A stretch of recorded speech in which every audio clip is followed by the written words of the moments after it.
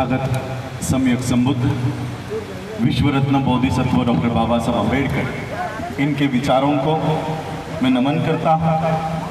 मंच पर उपस्थित वंदनीय आदरणीय बौद्ध भिक्षुगण, इनके चरणों में भी मैं नमन करता हूँ।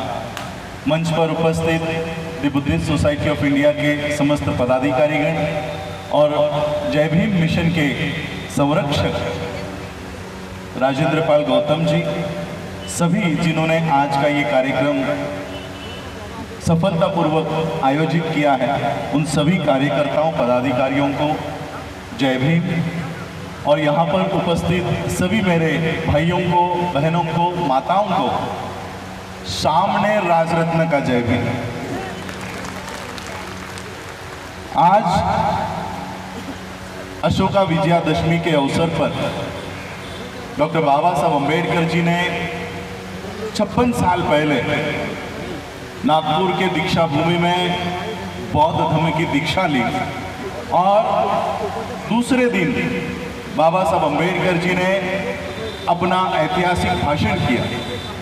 जिस दिन बाबा साहब अम्बेडकर जी ने बौद्ध धर्म की दीक्षा ली, उस दिन 14 अक्टूबर ये तिथि थी, तारीख थी। अशोका विजयादशमी के अवसर पर बाबा साहब ने ये बौद्ध धर्म की दीक्षा प्राप्त की। बाबा साहब अम्बेडकर जी से उस समय एक सवाल पूछा गया था। वहां के पत्रकार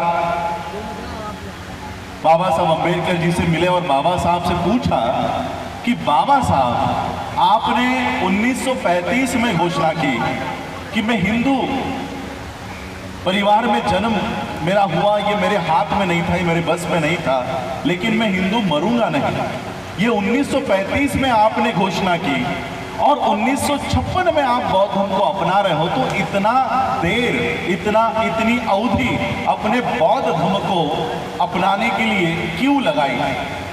ये सवाल उन पत्रकारों ने बाबा साहब से पूछा।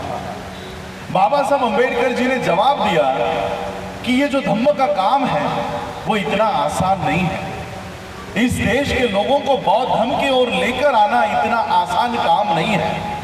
और आज मैं जब बाबा साहब अम्बेडकर जी के विषय पर पीएचडी कर रहा हूं, तब बाबा साहब अम्बेडकर जी ने इस देश के लोगों को किस तरह से बौद्ध धर्म के ऊपर, बौद्ध धर्म के मार्ग पर लेकर आए, ये संक्षिप्त में आप लोगों को बताना चाहता हूं। आज आप लोग यहाँ पर बौद्ध धर्म अपनाने के लिए आए हैं। कुछ लोग ऑलरेडी बौद्ध होंगे, कोई लोग बाबा साहब को तो मानते हैं लेकिन बुद्धिज्म को नहीं मानते। तो बाबा साहब अम्बेडकर जी ने हम लोगों को उनके जीवन का कंक्लूजन, संघर्ष बाबा साहब ने बुद्ध क्यों दिए? जबकि बाबा साहब अम्बेडकर जी को धर्मांतर करने के लिए सिखों का बहुत बड़ा न्योता था। यहां तक कि बाबा साहब अम्बेडकर जी की सोने के पालकी से यात्रा बाबा साहब अम्बेडकर जी ने की, भारत के सिखों ने निकाली थी कि बाबा साहब आप हमारा धर्म अपनाइए, हमारा धर्म अपनाइए। बाबा साहब को क्रिश्चियन धर्म मिशनरी ने बाबा साहब को आह्वान किया कि बाबा साहब आप क्रिश्चियन धर्म में आइए। बाबा साहब को इस्लाम धर्म के लोगों ने कहा कि बाबा साहब आप इस्लाम धर्म स्वीकारिए, लेकिन फिर भी बाबा साहब अम्बेडकर जी ने सिख धर्म को, इस्लाम धर्म को, क्रिश्चियन धर्म को नहीं अपनाया। जो सोना देने को तैयार था, जो जमीन देने को तैयार था, जो पैसे देने के लिए तैयार थे, फिर भी बाबा साहब ने इन धर्मों को नहीं अपनाया। और बाबा साहब ने बौद्ध धर्म ही क्यों अपनाया? ये 15 अक्टूबर 1956 को बाबा साहब ने उसका जवाब दिया। ये जवाब देने से पहले बाबा साहब अम्बेडकर जी हम लोगों को किस तरह से बौद्ध धर्म की ओर लेकर आए, ये थोड़ा आप लोगों को बताना चाहता हूं। मैं आयोजकों से पूछना चाहूंगा कि मेरे पास समय कितना है? कितना समय? 20 मिनट, टोटल 20 मिनट्स है। मैं 20 मिनट में अपनी बात पूरी करने की कोशिश करता हूं। जब बाबा साहब अम्बेडकर जी भारत में अपनी उच्च शिक्षा पूरी करके आए, बाबा साहब अम्बेडकर जी ने भारत की पूरी परिस्थिति को देखा और उस समय कई सारे चेंजेस, कई सारे घटनाएं भारत में घट रही थी। भारत को आज़ादी की मूवमेंट इस देश में शुरू हो रही थी और कई सारे चेंजेस, कानूनी चेंजेस इस देश में हो रहे थे। बाबा साहब अम्बेडकर जी ने 1923 में देखा कि बोले कमीशन ने जितने भी पानी के तालाब है, पानी के कुएं हैं, वो सभी के लिए खुले किए हैं। कोई भी उन कुओं से पानी पी सकता है, उन तालाब से पानी पी सकता है। बाबा साहब ने देखा ये कानून बनने के बावजूद भी हमारे लोग वो पानी पीने से डर रहे हैं, वो पानी को हाथ लगाने से डर रहे हैं। और फिर बाबा साहब अम्बेडकर जी ने 1923, 24, 25, 26 और मार्च महीने तक, 27 के मार्च महीने तक बाबा साहब अम्बेडकर जी ने लोगों में जाकर उन लोगों में जागृति तैयार की। और 20 मार्च 1927 को बाबा साहब अम्बेडकर जी सबको इकट्ठा करके, कम से कम 50,000 लोगों को इकट्ठा करके बाबा साहब महाड़ के चौदार तालाब पर लेकर गए। और जैसे ही बाबा साहब ने वो अपने हाथ में हथेली में पानी उठाया, बाकी के सारे लोगों ने बाबा साहब का अनुकरण किया और वो पानी बाबा साहब के पीछे पीछे उन्होंने उठाया और वो पानी पीने का काम किया। हम लोगों को ये बताया जाता है कि बाबा साहब अम्बेडकर जी ने पानी पीने का आंदोलन किया, लेकिन वही बाबा साहब अम्बेडकर अपने किताबों में लिखते हैं कि मैंने कोई पानी पीने का आंदोलन नहीं किया, हमारा संघर्ष पानी पीने का नहीं था। तो बाबा साहब का संघर्ष किस लिए था? बाबा साहब ने जो घोषणा महाड़ के चौदार तालाब से की, बाबा साहब ने कहा कि जागृति का अग्नि हमेशा जलाए रखना, इसे बुझने नहीं देना। बाबा साहब ने एक जागृति निर्माण की। क्या जागृति निर्माण की? कि अगर एक कुत्ता उस तालाब से पानी पी सकता है, अगर कोई जानवर उस तालाब से पानी पी सकता है, तो हम इंसान हैं, हम इंसानों को भी वो अधिकार मिलना चाहिए। बाबा साहब अम्बेडकर जी ने पानी पीने का आंदोलन नहीं किया, मरे हुए समाज को जिंदा करने का काम बाबा साहब अम्बेडकर जी ने महाड़ के तालाब से किया। बाबा साहब अम्बेडकर जी ने हम लोगों के दिलों में जागृति निर्माण की। जागृति निर्माण करने के बाद, क्योंकि उस समय हम हिंदू थे, तो हमारे लोगों का दूसरा आंदोलन शुरू हुआ कि अब हमें पानी पीने का अधिकार मिल गया है, हमें तालाब पर जाने का अधिकार मिल गया है, अब हमें मंदिर में जाने का भी अधिकार मिलना चाहिए। बाबा साहब ने कहा ठीक है, तुम्हें मंदिरों में जाना है। 2 मार्च 1930 को बाबा साहब अम्बेडकर जी ने फिर से हजारों लोगों को इकट्ठा किया और महाराष्ट्र के नासिक जिले में कालाराम मंदिर के एंट्री का बाबा साहब अम्बेडकर जी ने मूवमेंट खड़ा किया। और जैसे ही बाबा साहब अम्बेडकर उस मंदिर में प्रवेश करेंगे, अंदर से बड़े बड़े दरवाजे बंद कर दिए गए और अंदर से पथराव हुआ। एक पत्थर आकर बाबा साहब को लगा और बाबा साहब लहूलुहान हो गए। और वहीं पर बाबा साहब ने कहा कि देखो, तुम अपने आप को हिंदू समझते हो, अगर तुम हिंदू होते तो ये मंदिर में हमें लेते।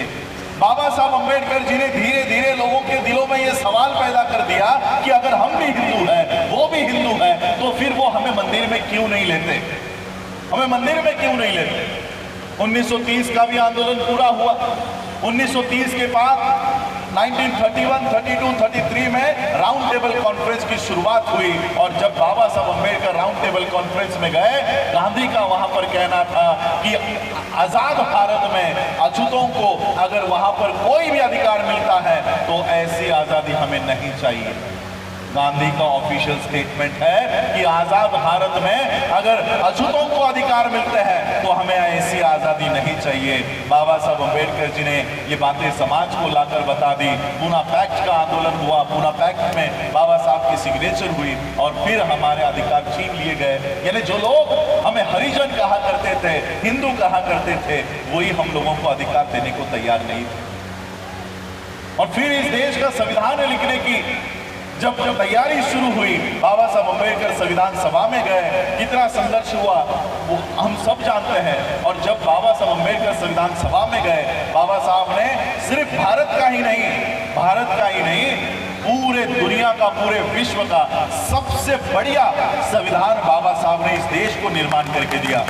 और मैं इसलिए नहीं कह रहा हूं कि मैं बाबा साहब का वंशज हूं या बाबा साहब के परिवार से हूं। ये बात वर्ल्ड के लोग एक्सेप्ट करते हैं। इससे पहले यूनाइटेड स्टेट्स के जो प्रेसिडेंट हुआ करते थे, उन्होंने बाबा साहब अम्बेडकर जी के संविधान के बारे में कहा कि बाबा साहब अम्बेडकर अगर हमारे देश में पैदा होते तो हम सूरज का नाम बदलकर उसे अम्बेडकर कर देते। इतनी बाबा साहब अम्बेडकर जी की आज संविधान को लेकर पूरी दुनिया बाबा साहब की तारीफ करती है, लेकिन वही बाबा साहब अम्बेडकर इस देश को संविधान देते हुए कहते हैं कि ये संविधान कितना ही बढ़िया क्यों ना हो, कितना ही अच्छा क्यों ना हो, इसको चलाने वाले लोग अगर गलत है तो संविधान किसी काम का नहीं। यूनाइटेड स्टेट का प्रेसिडेंट नेल्सन मंडेला, नेपाल के लोग बाबा साहब के संविधान को रेफर करते हैं, बाबा साहब के संविधान की तारीफ करते हैं, लेकिन वही बाबा साहब कहते हैं कि संविधान चलाने वाले लोग अगर गलत हो तो संविधान किसी काम का नहीं। बाबा साहब को पता चल चुका था कि संविधान मैंने सबसे बढ़िया बनाया है, लेकिन जिनके हाथों में दे रहा हूं वो नालायक है, वो देश को संविधान पर नहीं चलाएंगे, देश को संविधान पर नहीं चलाएंगे। बाबा साहब अम्बेडकर जी को पूछा गया, बाबा साहब अम्बेडकर जी के ऊपर आरोप लगाया जाता है कि बाबा साहब अम्बेडकर जी ने भारत का संविधान फ्रेंच रिवॉल्यूशन से, फ्रांस से उठाया है, वहां से कॉपी किया है। बाबा साहब को यह सवाल पूछा गया, बाबा साहब ने कहा मैंने भारत का संविधान किसी फ्रेंच रिवॉल्यूशन से नहीं उठाया, मैंने भारत का संविधान बुद्ध के अनुसार तैयार किया है, बुद्ध के संदेश पर, बुद्ध के धम्म के अनुसार तैयार किया है। इसका प्रियम्बल कभी पढ़ लो। इक्वलिटी, समानता किसी धर्म में नहीं है, सिर्फ बुद्ध के धम्म में समानता है।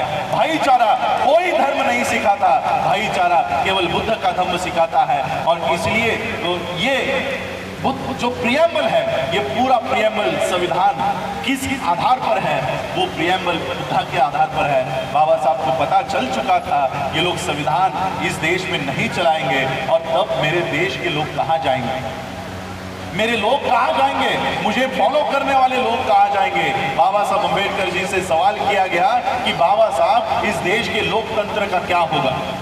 आप लोगों ने बाबा साहब का बीबीसी का इंटरव्यू शायद पढ़ा होगा, देखा होगा। ब्लैक एंड व्हाइट में वो इंटरव्यूअर बाबा साहब से सवाल करता है कि बाबा साहब इस देश के लोकतंत्र का क्या होगा। बाबा साहब कहते हैं ज्यादा देर तक नहीं चलेगा, इस देश का लोकतंत्र ज्यादा देर नहीं चलेगा। फिर वो इंटरव्यूअर मुलाकात लेने वाला बाबा साहब से पूछता है कि बाबा साहब ऐसे हालात में आपके लोगों का क्या होगा, आपके लोग कहाँ जाएंगे। बाबा साहब ने कहा कि हमें पर्यायी व्यवस्था खड़ी करनी होगी, अल्टरनेट व्यवस्था खड़ी करनी होगी। और बाबा साहब ने केवल अल्टरनेट व्यवस्था खड़ी करनी होगी इतनी बात नहीं रखी, बाबा साहब ने वो अल्टरनेट व्यवस्था खड़ी की और फिर बाबा साहब अम्बेडकर जी का महापरिनिर्वाण हुआ। वो अल्टरनेट व्यवस्था क्या है, बाबा साहब को पता था एक दिन इस देश में ऐसा आएगा जब इस देश का संविधान हमारे लिए इस्तेमाल में लाना बंद किया जाएगा, इस देश के संविधान में लिखा हुआ रिजर्वेशन खत्म किया जाएगा, एजुकेशन खत्म किया जाएगा। तब मेरे देश के लोग, मेरे अनुयायी कहाँ जाएंगे। और इसलिए बाबा साहब अम्बेडकर जी की स्वास्थ्य भी ठीक नहीं था। 1956 में बाबा साहब ने बौद्ध धर्म की दीक्षा लेने का निर्णय ले लिया। बाबा साहब के कार्यकर्ताओं ने बाबा साहब से कहा कि बाबा साहब अगले साल इलेक्शंस है, अगर आप आज बौद्ध धर्म की दीक्षा लेते हो तो 1957 में आपको हिंदुओं के वोट नहीं मिलेंगे। आप अपना दीक्षा का कार्यक्रम एक साल रोकिए, उसके बाद बौद्ध धर्म की दीक्षा लीजिए। बाबा साहब ने कहा तुम लोगों में से कोई भी अगर मेरे साथ नहीं आया, मुझे किसी की जरूरत नहीं है, मैं अकेला जाकर बुद्ध की शरण में जाऊंगा, मैं अकेला जाऊंगा। और फिर बाबा साहब अम्बेडकर जी ने अशोका विजयादशमी 14 अक्टूबर 1956 को बौद्ध धर्म की दीक्षा ली। उस दीक्षा के पीछे एक संदेश है कि इस देश का संविधान अगर आपके मदद के लिए, आपके सहायता के लिए इस्तेमाल में नहीं लाया जाता तो ये बुद्ध आपकी रक्षा करेगा, ये बुद्ध आपके पीछे खड़ा हो जाएगा, डट कर खड़ा होगा। हम आज भी बाबा साहब के आदेश पर और संदेश को हम जान नहीं पाए हैं। आज भी जैसे हमारे भंडारी साहब ने कहा, हमारे बुद्धिस्ट सोसाइटी ऑफ इंडिया के दिल्ली स्टेट प्रेसिडेंट है, हमारे लोगों की चिंता क्या है, बौद्ध धर्म अपना लिया तो हमारा रिजर्वेशन चला जाएगा, हमें रिजर्वेशन नहीं मिलेगा। इस डर से हमारे लोग बुद्धिज्म की ओर नहीं जा रहे। आज मैं श्रामणेर बना हूं, मैं इसलिए बना हूं क्योंकि आज से 1 महीना मैं वर्ल्ड टूर पर हूं। कल मैं ऑस्ट्रेलिया जाऊंगा, ऑस्ट्रेलिया से वहां के बौद्ध जितने भी ऑर्गेनाइजेशंस हैं वहां पर मेरी सारी सभाएं लगी हुए, कॉन्फ्रेंसेस लगे हुए। और उसके बाद 18 तारीख को मैं वर्ल्ड फेलोशिप ऑफ बुद्धिस्ट के मंच पर जाऊंगा, जहां पर 128 देशों के बुद्धिस्ट रिप्रेजेंटेटिव्स आते हैं। और वहां पर जाकर भारत के बौद्धों की असली परिस्थिति क्या है वो वहां के बौद्ध देशों को बताऊंगा, और वो बौद्ध देशों का समर्थन भारत के बौद्धों के पीछे खड़ा करने का काम करूंगा। ये मार्ग बाबा साहब ने हमें बताया। जब बाबा साहब अंबेडकर जी ने बौद्ध धर्म की दीक्षा ली, तब बाबा साहब ने कहा कि अब घर में बहुत हो गया, अब घर में बहुत हो गया, भारत में बहुत हो गया, अब भारत के बाहर जाकर दिखाओ और वहां से अपने अधिकार प्राप्त करो। बाबा साहब हमको इस वर्ल्ड से जोड़ कर गए, विश्व से, बौद्ध विश्व से जोड़ कर गए, लेकिन हम वहां पर जाने के लिए तैयार नहीं। हम लोग चमार, वाल्मीकि, जाटव, इस तरह से जातियों में लगे पड़े हैं। मुझे बताओ, आपके यहाँ का दिल्ली का चमार, आपके यहाँ का उत्तर प्रदेश का चमार क्या महाराष्ट्र में पाया जाता है? नहीं, वहां पर चाम्भार बोलते हैं, और वो भी पूरी तरह से हिंदुइज्म है। कम से कम यहाँ के चमार अम्बेडकराइट्स तो है। क्या यहाँ का दिल्ली का वाल्मीकि महाराष्ट्र में, पंजाब में तो मिल जाएंगे, क्या वो आंध्र में मिलेंगे? क्या वो तमिलनाडु में मिलेंगे? नहीं। महार हो, चमार हो, वाल्मीकि हो, जाटव हो, इस टाइटल को लेकर अगर आप चलोगे, आप आपके स्टेट के बाहर भी जाने नहीं जाओगे, आपके स्टेट के बाहर भी। लेकिन बुद्धिस्ट आइडेंटिटी लेकर चलोगे, पूरा विश्व आपका स्वागत करने तैयार होगा कि मेरे भारत के बुद्ध के धरती से मेरे लोग आए हैं। मैं पहली बार 2018 में वर्ल्ड फेलोशिप ऑफ बुद्धिस्ट की कॉन्फ्रेंस में गया। जब वहां पर बीच की लंच की छुट्टी हुई, तो श्रीलंका के एक मॉन्क, एक बुद्धिस्ट मेरे पास आए, एक बौद्ध भिक्खु मेरे पास आए और मुझे कहते हैं, this time India is very lucky, you got a Buddhist prime minister. इस बार भारत को एक बौद्ध प्रधानमंत्री मिला है। मैंने उनको पूछा, आपको किसने कहा कि हमारा प्रधानमंत्री बौद्ध है? वो कहते हैं, वो हमारे देश में आते हैं तो बुद्धा की मूर्तियां लेकर आते हैं, बुद्ध विहार में जाते हैं, क्या वो बौद्ध नहीं है? आज विश्व में इस देश के प्रधानमंत्री की आइडेंटिटी, इस देश के प्रधानमंत्री की पहचान बुद्धिस्ट है। जहां से बाबा साहब अंबेडकर जी ने बौद्ध धर्म की दीक्षा आज के दिन ली, वहां पर हमको पैर रखने की अनुमति नहीं है, लेकिन वहां से नरेंद्र मोदी स्पीच करेगा, वहां से नितिन गडकरी स्पीच कर रहा है, वहां से देवेंद्र फडणवीस, महाराष्ट्र का पेशवा ब्राह्मण, वहां से स्पीच करेगा, और वर्ल्ड को क्या बताएगा कि हम ही अंबेडकराइट बुद्धिस्ट हैं, हम ही बुद्धिस्ट हैं। इस तरह का घुसपैठ आज इस धम्म में चल रहा है, इस तरह की घुसपैठ चल रही है। क्यों? क्योंकि जिनका वो धम्म है वो उस धम्म की ओर देख नहीं रहे हैं, और इन लोग, ये जो लोग हैं, इनका झूठा वो हमारे हाथ में दे रहे हैं, और हमारी सोने की थाली वो चुरा कर लेकर जा रहे हैं। हम उनके झूठे 33 करोड़ देवी देवताओं के चक्कर में पड़े हुए हैं, और वो हमारा सोने का बुद्ध उठाकर घूम रहे हैं। मैंने एक दिल्ली इंटरनेशनल एयरपोर्ट पे मैंने एक लाइव किया था, वहां पर मुझे एक बड़ी सी किताब का चित्र देखने को मिला, और उस किताब का नाम था a monk who became chief minister, a monk who become chief minister, और इसी वेश में योगी आदित्यनाथ का फोटो वहां पर लगा हुआ था।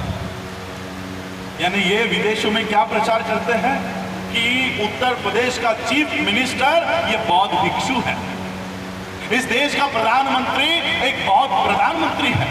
इस तरह का प्रचार कर करके वो सारे बाबा साहब ने आपको दिए हुए अधिकार वो चुरा कर लेकर जा रहे हैं, और आपको महार, चमार, वाल्मीकि, जाटव और गडियारा, पता नहीं किस किस नामों से वो आपको संबोध रहे हैं। और इसलिए हम लोगों को बाबा साहब अंबेडकर जी ने जो बौद्ध धर्म के मार्ग पर हम लोगों को चलना सिखाया, उसके ऊपर जाना, हम लोगों को चलना, उसके ऊपर जाना सीखना चाहिए। बाबा साहब अंबेडकर जी ने हम लोगों को उस समय कहा था कि ये रिजर्वेशन के लिए अगर आप लोग बौद्ध धर्म की ओर आने से बच रहे हो, बाबा साहब अंबेडकर जी ने कहा कि रिजर्वेशन मैंने ही आप लोगों को दिया है, मैंने आप लोगों को दिया है, और ये मत समझो कि बौद्ध होने के बाद आपके अधिकार चले जाएंगे। बाबा साहब ने कहा आप बौद्ध, बिंदास बौद्ध बन जाओ, आपके सारे अधिकार मेरे कोर्ट के किसे में सुरक्षित है। बाबा साहब ने हमारा वो प्रावधान कर रखा है। हम लोगों को ये सरकार, ये व्यवस्था ये डरा कर धमका कर रखी है कि अगर आपने हिंदू धर्म का त्याग किया तो आपके अधिकार चले जाएंगे, आप लोगों के अधिकार चले जाएंगे। और इसलिए हम लोगों को ये डरा धमका कर हिंदू धर्म में आप लोगों को फंसा कर रख रहे हैं। इसलिए हम लोगों को खुले तौर से बौद्ध धर्म की दीक्षा आज के दिन देखिए, आज हम लोग सब इकट्ठा हुए हैं, अशोका विजयादशमी को मना रहे हैं। हम लोगों को बाबा साहब अम्बेडकर जी, हम सभी लोग बाबा साहब अम्बेडकर जी के अनुयायी हैं। जो काम हमारे महापुरुषों ने किया उसका अनुकरण हमें करना चाहिए। सिर्फ बाबा साहब अम्बेडकर जी को आकर माथा टेकने से, हाथ जोड़ने से, फूल चढ़ाने से, कैंडल जलाने से बाबा साहब के ऋण कभी नहीं फिटने वाले हैं। इसलिए हम लोगों को बाबा साहब ने जो काम किया है, जो दिशा बताई है, उसका अनुकरण हम लोगों को करना चाहिए। मैं इसलिए आज आप लोगों के समक्ष आया हूँ क्योंकि मैंने भंडारी जी से कहा था कि मुझे बम्बई से ऑस्ट्रेलिया जाना है, मैं दिल्ली नहीं आ पाऊँगा, लेकिन फिर भी मैं आज आप लोगों के यहाँ आया कि राजेंद्र पाल गौतम जी के माध्यम से पूरे देश भर में, सिर्फ दिल्ली में ही नहीं, आज भी एट ए टाइम कितने कई सारे राज्यों में जय भीम मिशन हो, बुद्धिस्ट सोसाइटी ऑफ इंडिया हो, हम लोग काम कर रहे हैं और एक बहुत बड़ा मैसेज वर्ल्ड को देने वाले हैं, पूरे विश्व को देने वाले हैं। यहाँ पर कम से कम हम लोग 5 करोड़ के संख्या में लोगों को बौद्ध दीक्षा का कार्यक्रम हम लोग आयोजित कर रहे हैं। हमारे पास आज साधन नहीं है, हमारे इस जानकारी को कोई टीवी चैनल वाला नहीं दिखाएगा, कोई न्यूज़पेपर वाला नहीं छापेगा, इसलिए हमें भी उनके टीवी चैनल पर और न्यूज़पेपर का इस्तेमाल हम भी नहीं करना चाहते। जिस तरह से तथागत बुद्ध ने काम किया, 2 पैरों के बलबूते पर, एक गले के बलबूते पर उन्होंने उनका धम्म, उनका संदेश पूरे विश्व में पहुंचाया। हम भी रोज एक एक गांव में जाकर ये संदेश लोगों तक पहुंचाएंगे और बाबा साहब अम्बेडकर जी का ये कारवां और आगे लेकर जाएंगे और पूरे विश्व के सामने हम इस देश के असली बुद्धिस्ट है ये लोगों को जाकर बताएंगे और बौद्धों की एक स्वतंत्र व्यवस्था इस देश में खड़ी करने की कोशिश हम करेंगे। देखिए, ये जो पीछे इमारत खड़ी है, ये भी बाबा साहब ने उस समय बनाई। 1946 में हमारे